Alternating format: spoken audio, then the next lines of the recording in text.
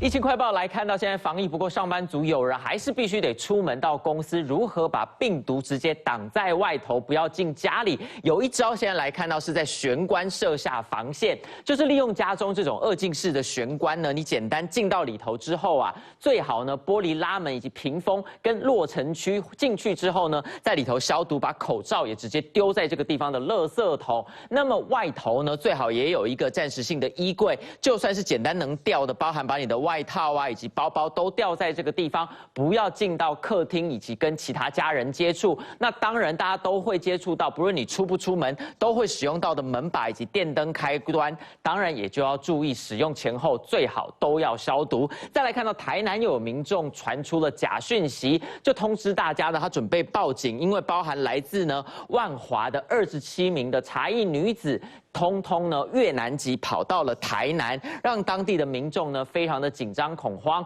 但调查过后发现这根本不是事实，警方迅速查办之后，也传讯了涉案女子到案说明，最高可以被罚300万元。当然也要提醒大家不要再转传，同样会处罚。而另外也被检举了，来看到这名恶劣的老伯到店里面吃冰，吃完了不离开，在店里滑手机待了2个小时。更可恶的是他不戴口罩，不断的咳嗽，吓坏了其他客人。那店员好心提醒他，他甚至恼羞成怒，直接把整碗冰泼到地上，甚至砸到店员身上。